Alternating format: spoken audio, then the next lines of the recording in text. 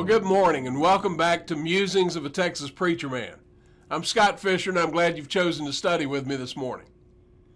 Now this week we've been looking at the subject of the blood of Abel, the shedding of innocent blood by Old Covenant Israel, and martyr vindication.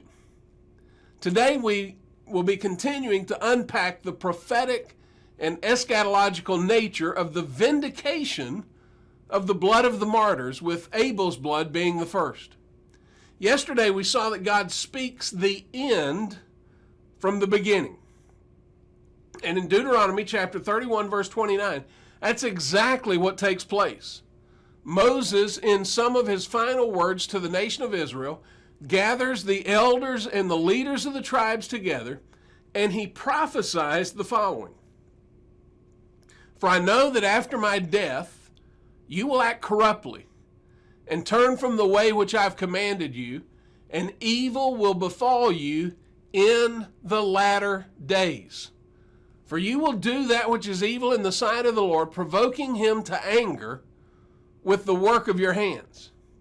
Now Moses is prophesying their end at their beginning. Their end would come in the latter days. Moses then composes and speaks the words of what became known as the Song of Moses. It's found in Deuteronomy chapter 32. This song, according to the word of the Lord to Moses, was to serve as a witness against Israel throughout their days, throughout their generations, because God knew their end from their beginning. It's a prophetic word concerning the end of Old Covenant Israel. It's known as the Song of Moses, and again, it's recorded in Deuteronomy chapter 32. It is prophetic, apocalyptic, and eschatological. It's a prophecy of what will occur in the distant future from the time Moses gives it to them, and it is a prophecy regarding their latter end. Now, over the next week, we're going to track the prophetic words spoken in Deuteronomy chapter 32 through other Old Testament prophets and even into the New Testament. And I think you'll find that it is unarguably speaking of the end of Old Covenant Israel, and it's tied directly to the coming of Messiah, the establishment of his kingdom, and the final destruction of Jerusalem and the temple. We're going to work through the entire chapter, but today I want to focus in on the words, quote, their end and their latter end and the latter days. In recounting the words of the Lord, Moses stated in Deuteronomy chapter 32, beginning at verse 20, then he said, I will hide my face from them. I will see what their end shall be, for they are a perverse generation, sons in whom there is no faithfulness.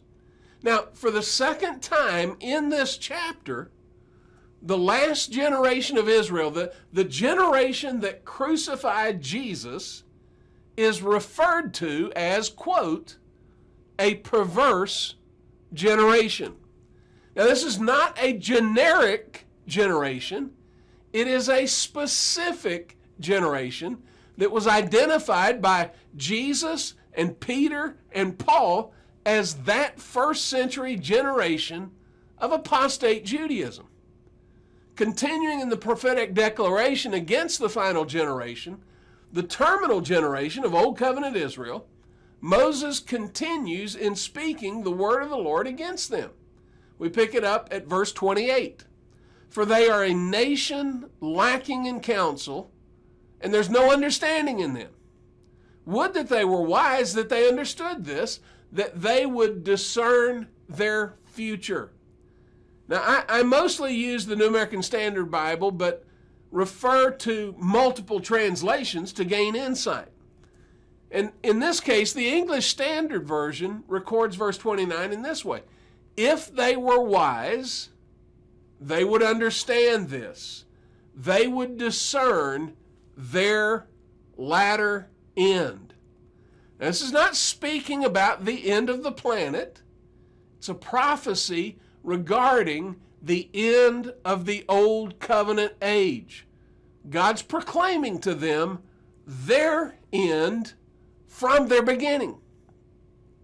Now in 1 Corinthians chapter 10, Paul declares that what happened to the Israelites during the Exodus wilderness wanderings, quote, happened to them as an example, and they were written for our instruction, notice, upon whom the ends of the ages have come.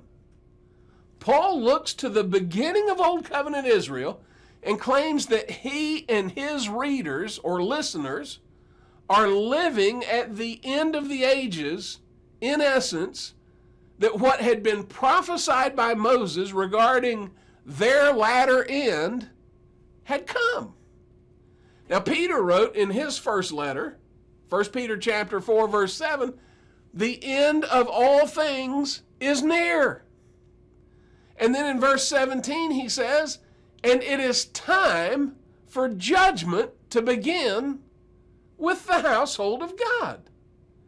And then the Apostle James wrote that, quote, the judge is standing right at the door. That first century generation of Israelites who killed Jesus was the terminal generation. They were the generation that Moses prophesied about. They were the generation that was held accountable by God for all the righteous blood shed of all the prophets and righteous ones from Abel through Zechariah, from A to Z, through Jesus and the apostles. And just as Jesus prophesied, it happened. In Deuteronomy chapter 32, there are several key words that appear multiple times. 1, the word vengeance. 2, the word vindication. 3, the word retribution. And these words carry over into the New Testament. In Deuteronomy chapter 32, verses 35 and 36, God says this, vengeance is mine and retribution. In due time, their foot will slip, for the day of their calamity is near, and the impending things are hastening upon them. Now clearly, this is speaking of judgment. And based on the context of verse 5 and verse 20, it is speaking of a future and final judgment on apostate Israel. Verse 36, for the Lord will vindicate his people and will have compassion on his servants when he sees that their strength is gone and there's none remaining, bond or free. Now, verses 35 and 36 present a simultaneous judgment and destruction of the apostates with a vindication of the righteous remnant. Now, this pattern established here in in Deuteronomy chapter 32 continues throughout the Old Testament prophets and into the New Testament fulfillment. In the following verses, God condemns those from among his own people who pursued the worship of idols and were involved in the shedding of innocent blood. Though they are from among his own people, they are then called his adversaries. Now we're going to come back and deal with that part of it in another video next week. It's this portion of the passage that lays the foundation for the prophetic context of the subject of martyr vindication. Deuteronomy chapter 32, we're going to pick it up at verse 37. And he will say, where are their gods? The rock in which they sought refuge, who ate the fat of their sacrifices and drank the wine of their drink offering. Let them rise up and help you.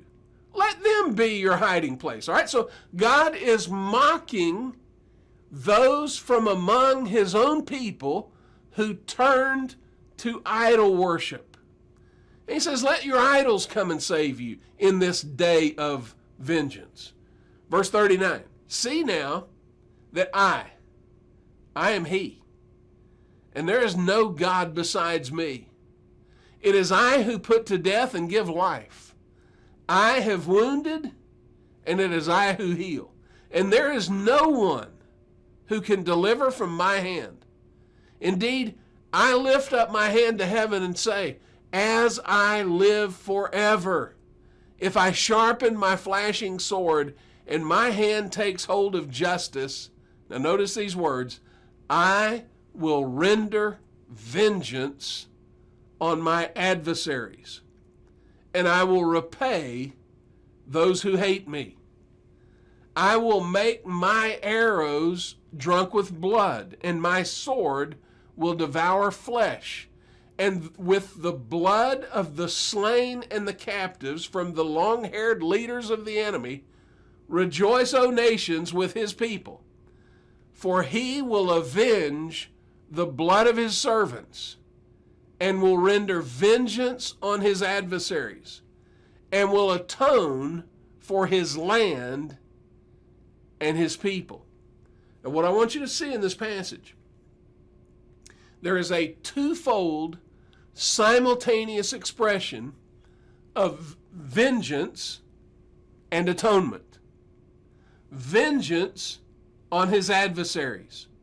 And in this case, his adversaries are the apostates of his people.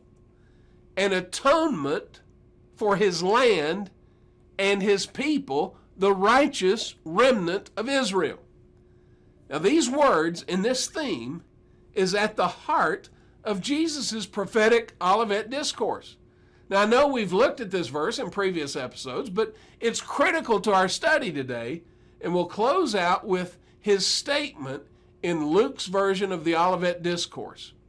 In describing the coming destruction of Jerusalem and the temple, Jesus said in Luke 21, verses 22 and 23, quote, because these are days of vengeance, so that all things which are written will be fulfilled.